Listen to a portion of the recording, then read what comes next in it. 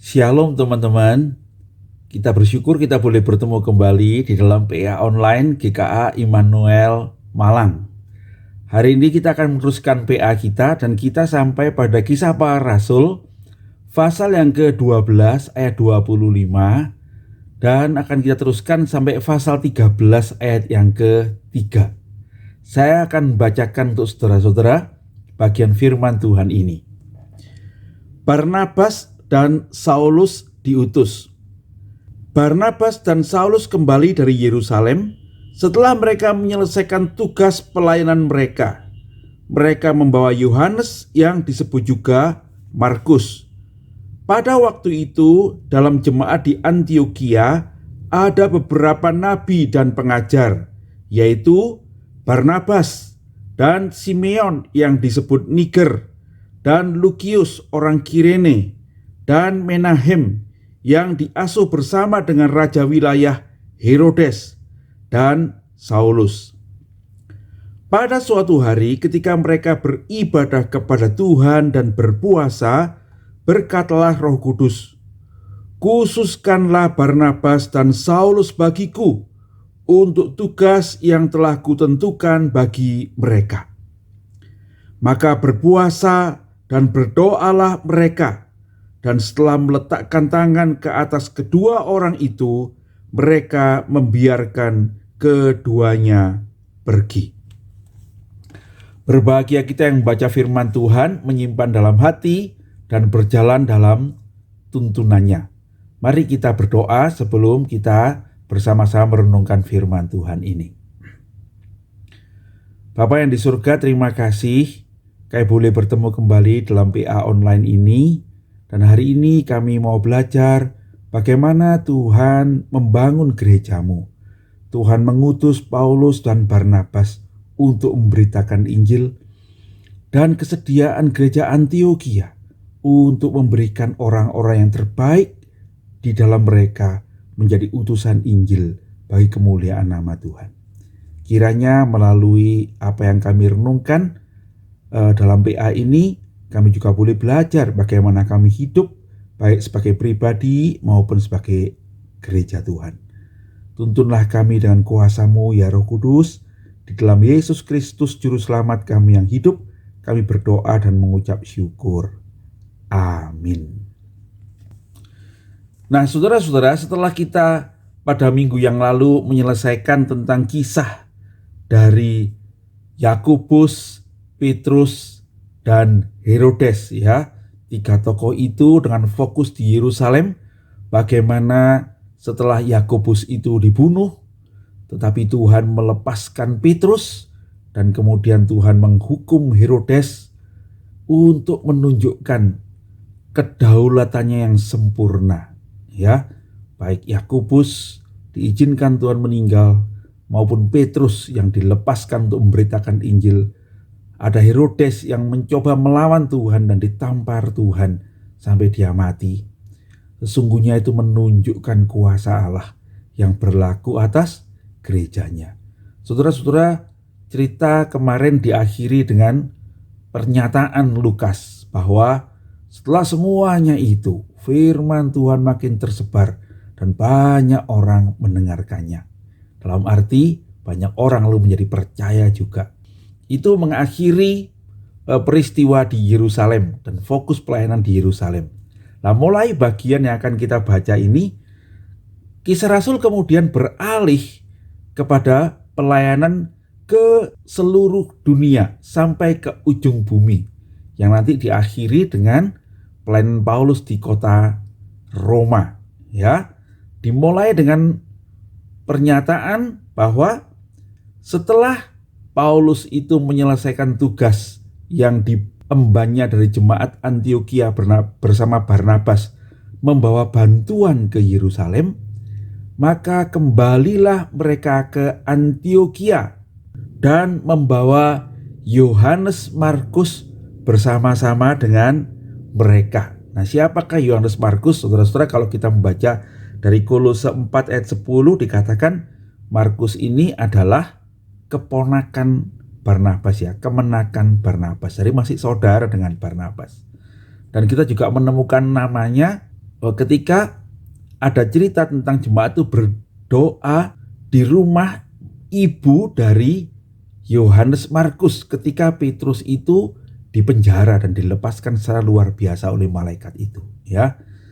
Dan berikutnya kita akan tahu bahwa Yohanes Markus inilah sesungguhnya penginjil Markus itu, ya, yang menulis kitab Markus. Nampaknya dia kemudian mengikuti Petrus, ya, sempat mengikuti Petrus, ya. Nah, saudara-saudara, di pasal 13 ayat 1 dikatakan begini. Pada waktu itu dalam jemaat Antiokhia ada beberapa nabi dan pengajar, ya. Lalu ada nama-nama: Barnabas, Simeon, Lukius, Menahem, dan Saulus. Nah, saudara-saudara sekalian, jemaat Antiokhia itu menunjukkan sebuah gereja yang merupakan gambaran dari gereja segala bangsa. Jemaat yang multikultural, ya. Dikatakan di situ ada beberapa nabi dan pengajar. Nah, saudara, kalau kita memperhatikan Alkitab, maka kita akan menemukan nabi itu adalah orang-orang yang lebih berfokus menyampaikan firman Tuhan, digerakkan oleh Roh Kudus untuk mengungkapkan kebenaran-kebenaran ilahi. Kalau zaman kini barangkali mereka adalah pengkhotbah, begitu ya, yang menyampaikan, menguraikan firman Tuhan. Lalu ada pengajar-pengajar, ya, yang rupanya lebih ke arah menjelaskan hukum-hukum Taurat, etika hidup sebagai orang percaya, memberikan pengajaran-pengajaran sebelum mereka sungguh-sungguh dibaptis atau setelah mereka dibaptis. Nah, itu pengajar-pengajar, guru-guru. Dan sesungguhnya saudara-saudara, pelayanan guru-guru ini tidak kalah penting dengan nabi, sebab sesungguhnya pelayanan mereka lah yang lebih bertahan, begitu ya. Ajaran-ajaran mereka lah yang lebih mudah dimengerti karena dijabarkan dengan penjelasan-penjelasan yang membuat orang itu bisa mengaplikasikan kebenaran-kebenaran di dalam hidup. Nah, saudara-saudara, ada orang-orang yang punya dua-dua karunia ini, tapi bisa juga karunia ini dipunyai oleh orang yang berbeda, ya. Nah, seperti Saulus, ya. Saulus itu juga seorang nabi, tapi juga seorang pengajar, ya. Dia mengajar dalam tulisan-tulisannya yang menolong jemaat untuk mengerti kebenaran-kebenaran hidup. Nah, saudara-saudara, menarik kalau kita memperhatikan nama-namanya, ya. Yang pertama dikatakan ada Barnabas. Nah, Barnabas ini disebut pertama menunjukkan barangkali dia adalah pemimpin di antara mereka, ya. Nah, kalau kita mengerti memang dialah utusan dari Yerusalem. Kemudian ada Simeon. Simeon itu sebenarnya nama Yahudi, ya. Itu adalah nama seperti salah satu anak Yakub. Tetapi ada catatan, yaitu Simeon yang disebut Niger, ya. Simeon yang disebut Niger. Nah, sebutan ini menunjukkan Simeon itu adalah nama Yahudi bagi seorang yang barangkali adalah orang dari Afrika, ya. Orang Niger itu menunjukkan hitam.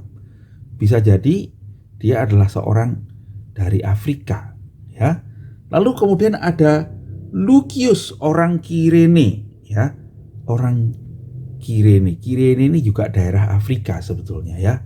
Nah, ada orang menganggap ini barangkali Lukas, ya. Cuma Ajit Fernando merasa mungkin rasanya bukan. Dan kemudian Menahem nama Yahudi, tetapi menarik catatannya yaitu dia itu dibesarkan bersama-sama dengan Herodes, raja wilayah, ya. Kata-kata yang mengatakan dibesarkan bersama itu adalah dia seumur atau bahkan kawan dari Herodes, ya. Herodes Agripa barangkali, ya. Nah, menarik saudara-saudara, ini dua orang yang bersahabat barangkali berteman, tapi satu orang menjadi orang yang memusuhi kekristenan, membunuh Yakobus, dan bahkan dia akan membunuh Petrus juga. Tetapi yang satu lagi nampaknya kemudian dia percaya kepada Tuhan Yesus dan menjadi salah satu tokoh yang penting di gereja Antiokhia. Nah, saudara-saudara, sungguh itu adalah anugerah Tuhan, ya. kita tidak tahu kadang-kadang siapa yang Tuhan pilih. Menahem ini menjadi seorang yang mengasihi Tuhan dan menjadi salah satu tokoh di Antiokhia. Dan terakhir disebutkanlah nama Saulus. Nah, saudara-saudara, jadi dari situ kita mengerti betapa gereja Antiokhia adalah gereja yang beragam, begitu ya, dari banyak golongan, dan mereka bersama-sama dipersatukan di dalam iman pada Tuhan Yesus Kristus. Gereja ini berkembang dan mereka melayani bersama-sama. Dan kemudian dicatat dalam ayat yang kedua, pada suatu hari ketika mereka beribadah dan berpuasa, berkatalah Roh Kudus, khususkanlah Barnabas dan Saulus bagiku untuk tugas yang telah kutentukan bagi mereka. Nah, saudara-saudara, kata yang dipakai untuk beribadah itu sebenarnya adalah liturgi, ya, liturgia, yang sebenarnya menunjukkan pelayanan, begitu ya, pelayanan. Jadi nampaknya ketika mereka sedang melayani bersama-sama, ketika mereka sedang mengadakan ibadah barangkali, pelayan dalam ibadah itu, dan sementara itu mereka juga berpuasa. Ini menarik saudara-saudara ya.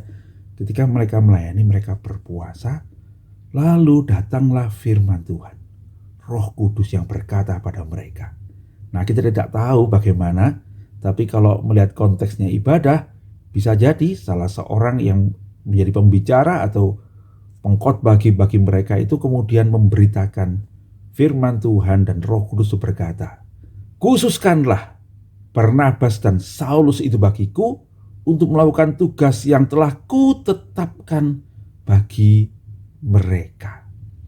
Saudara-saudara, kita tidak tahu persis bagaimana khotbahnya, ya, tapi rupanya khotbah ini kemudian mengingatkan mereka pada tugas khusus yang diberikan Tuhan kepada Saulus dan juga ditemani oleh Barnabas, ya. Tugas apa itu, saudara-saudara?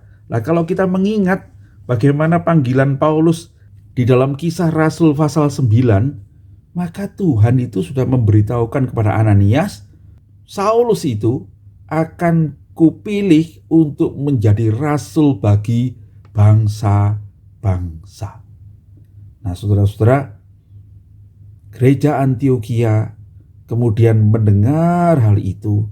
Barangkali mereka diingatkan akan panggilan itu. Dan kalau kita membaca reaksinya menarik ya. Kemudian mereka berdoa. Mereka ini siapa? Bisa jadi itu pemimpin-pemimpin, tapi bisa jadi itu adalah seluruh jemaat Antiokhia. Mereka berdoa dan berpuasa. Sekali lagi mereka berpuasa. Dan setelah itu mereka kemudian mengutus, menumpangkan tangan pada Paulus dan Barnabas, memberkati mereka, dan kemudian melepaskan mereka untuk pergi. Saudara-saudara, Paulus dan Barnabas itu adalah orang yang sangat penting di gereja Antiokhia. Barnabas adalah orang yang pertama diutus dari Yerusalem untuk memimpin jemaat itu, dan Paulus adalah guru yang mengajar mereka. Mereka diajar Paulus dan bertumbuh bersama dengan Barnabas, dan pelayanan mereka lebih daripada 1 tahun. Ya, mereka bahkan bertumbuh sampai bisa mengirim bantuan ke Yerusalem. Nah, tapi kali ini lebih hebat lagi. Mereka mendengarkan suara Tuhan. Mereka melepaskan orang yang terpenting, terbaik dari antara pemimpin-pemimpin mereka untuk melaksanakan maksud Tuhan, sebuah ketaatan. Orang-orang yang terbaik ini diserahkan untuk membawa misi pemberitaan Injil kepada segala bangsa. Mereka berdoa, berpuasa, melepaskan dan mengutus untuk Tuhan, sebuah ketaatan. Itu adalah cerita tentang pengutusan ini ya. Apa yang bisa kita pelajari, saudara-saudara? Yang pertama, saya mau menyoroti tentang puasa ya. Berdoa dan berpuasa. Mereka melayani dan berpuasa. Saudara-saudara, puasa itu merupakan hal yang penting pada jemaat yang mula-mula. Puasa itu menunjukkan suatu tindakan yang bersungguh-sungguh, konsentrasi, fokus untuk melakukan sesuatu. Entahlah itu sebuah doa bersama-sama, atau itu pelayanan yang mereka lakukan dengan sungguh-sungguh, yang ditunjukkan mereka kemudian seperti tidak sempat makan dan minum. Mereka menunjukkan kesungguhan dalam melakukan hal itu. Nah, saudara-saudara, Tuhan Yesus sendiri juga berpuasa sebelum melayani ya. Dia berpuasa 40 hari 40 malam itu kan, sebelum dia dicobai. Dan juga rasul-rasul itu berpuasa. Ya, ketika mereka menantikan Roh Kudus, mereka berdoa dan berpuasa. Dan orang-orang Yahudi juga mempunyai kebiasaan ini ya, yang diajarkan oleh Tuhan sendiri supaya mereka berpuasa. Saudara-saudara sekalian, pada zaman Tuhan Yesus, Tuhan menunjukkan bahwa ada 3 aktivitas rohani yang penting yang Tuhan ajarkan pada orang banyak itu untuk melakukannya bagi Tuhan, bukan bagi manusia. Yaitu apa? Berdoa, berpuasa, dan memberi sedekah. Nah, 3 aktivitas ini Tuhan Yesus katakan, kalau kamu berdoa, berdoalah kepada Tuhan, bukan untuk dilihat manusia. Kalau kamu berpuasa, berpuasalah bagi Tuhan, bukan untuk dilihat manusia. Kalau kamu bersedekah, bersedekahlah untuk Tuhan, bukan untuk dilihat manusia. Jadi saudara-saudara, 3 tindakan spiritual ini, 3 tindakan rohani ini ada pada Tuhan Yesus. Dan Tuhan Yesus mengajarkan bagaimana melakukannya dengan benar. Jadi saudara-saudara, puasa itu penting ya. Nah, bagaimana dengan kita? Mungkin dalam tradisi gereja kita di GKA ya, kita sedikit sekali memaklumkan tentang puasa. Tapi biarlah firman Tuhan hari ini mengingatkan kita, supaya kita juga belajar untuk bersungguh-sungguh di dalam doa, di dalam pelayanan kita dengan berpuasa. Juga dalam menghadapi pergumulan-pergumulan hidup. Sebentar lagi Paskah, saudara-saudara ya. Paskah adalah saat yang baik untuk memaklumkan puasa. Kita berdoa, Tuhan menuntun kita.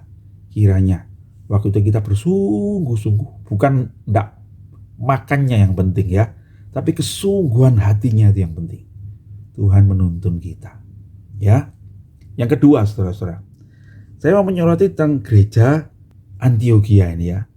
Saudara-saudara, gereja Antiokhia memberitahukan kepada kita bahwa sejak awal gereja itu adalah gereja yang universal, gitu ya, banyak bangsa. Dan menarik, bukan gereja Yerusalem yang mengutus Paulus dan Barnabas untuk memberitakan Injil ke seluruh dunia itu, tapi mereka diutus oleh jemaat Antiokhia, yang notabene adalah gereja multikultural yang pertama ya, gereja di Antiokhia ini. Tuhan memberkati gereja ini, dan Tuhan memakai gereja ini untuk menjadi kesaksian bagi bangsa-bangsa. Saudara-saudara, marilah dengan begitu kita diyakinkan lagi ya, bahwa Yesus Kristus itu adalah juru selamat bagi segala bangsa.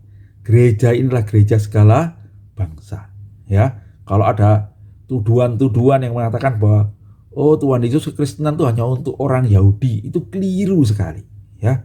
Sebab gereja yang pertama mengutus pemberitaan Injil justru dari Antiokhia, gereja segala bangsa itu ya.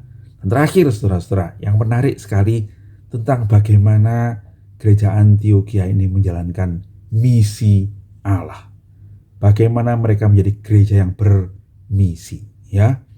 Saudara-saudara, pada akhirnya mereka mengutus Paulus dan Barnabas, menopang mereka memberitakan Injil sampai ke ujung bumi. Permulaannya bagaimana? Dikatakan gereja ini adalah gereja yang pertama-tama berdoa. Semua pelayanan misi, pekerjaan misi selalu dimulai dengan doa. Yang kedua, saudara-saudara, setelah berdoa mereka berpuasa, yang menunjukkan kesungguhan untuk memikirkan hal itu. bersungguh-sungguh ingin melakukan kebenaran itu. Dan kalau misi itu adalah tugas gereja, karena Tuhan yang berkata, pergilah, jadikanlah segala bangsa muridku. Baptislah mereka dalam nama Bapa, Putra dan Roh Kudus. Ajarlah mereka melakukan segala sesuatu yang kuperintahkan kepadamu. Ketahuilah, aku menyertai kamu sampai kepada akhir zaman. Amanat agung itu penting, maka kita harus berpuasa. Menunjukkan fokus, konsentrasi. Gereja Antiokhia, sebelum mengutus orang yang terbaik dari antara mereka itu, mereka bersungguh-sungguh memikirkan amanat agung Tuhan itu. Kemudian mereka mendapatkan petunjuk Roh Kudus. Ini penting, saudara. Tidak ada gerakan apapun yang bisa dilakukan oleh gereja tanpa kekuatan gerakan Roh Kudus. Dari mana gerakan Roh Kudus itu muncul? Dari doa yang sungguh-sungguh, dari fokus dan konsentrasi pada firman Tuhan dan perintah Tuhan. Maka Tuhan akan menggerakkan. Kita tidak tahu bagaimana orang Antiokhia itu mendengarkan suara Roh Kudus itu ya. Tapi suara itu adalah suara yang mengingatkan orang Antiokhia bahwa Paulus dan Barnabas itu sesungguhnya punya tugas yang sudah kutetapkan bagi mereka. Lalu mereka taat. Mereka kemudian melepaskan Paulus dan Barnabas untuk pergi. Sebelum mereka pergi, mereka menumpangkan tangan yang menunjukkan berkat, menunjukkan persetujuan, menunjukkan pengutusan, supaya mereka pergi untuk memuliakan Tuhan, melakukan kehendak Tuhan. Gereja Antiokhia menjadi teladan bagi kita sampai hari ini. Dalam banyak surat-surat di Alkitab kita, gereja ini memberikan kesaksian yang indah. Gereja Antiokhia bukan sekedar mengirim Paulus dan Barnabas, tapi juga mengirimkan bantuan-bantuan, orang-orang, dan Tuhan dipermuliakan. Saya rindu kita pun mempunyai gereja yang seperti itu, saudara-saudara ya. Mari kita merenungkan apakah yang sudah kita lakukan di dalam pelayanan kita bersama. Kiranya Tuhan menuntun kita, kiranya Tuhan memberanikan kita untuk taat, bukan memikirkan kepentingan sendiri, tapi mementingkan pekerjaan Tuhan yang besar. Ya, dan kira dengan begitulah Tuhan akan melimpahkan berkat-Nya, sebab segala kuasa itu hanya dari Tuhan. Segala kemuliaan harus kita kembalikan kepada Tuhan. Soli Deo Gloria. Mari kita berdoa. Terima kasih Tuhan, kami boleh belajar tentang bagaimana menjadi gereja yang memberitakan Injil, yang mengutus. Dan tuntunlah kami untuk bukan hanya belajar, tapi belajar untuk melakukannya dengan pertolongan dan tuntunan-Mu sendiri. Ya Roh Kudus, bekerjalah di tengah-tengah gereja-Mu, tuntunlah kami semua di jalan yang benar. Dalam nama Yesus Juru Selamat kami yang hidup, kami berdoa. Amin. Demikian PA kita hari ini, saudara-saudara. Tuhan Yesus memberkati. Kita akan bertemu nanti Selasa. Kita boleh mendiskusikan bagian ini. Saudara juga boleh tanya hal-hal yang saudara ingin ketahui. Sampai ketemu hari Selasa.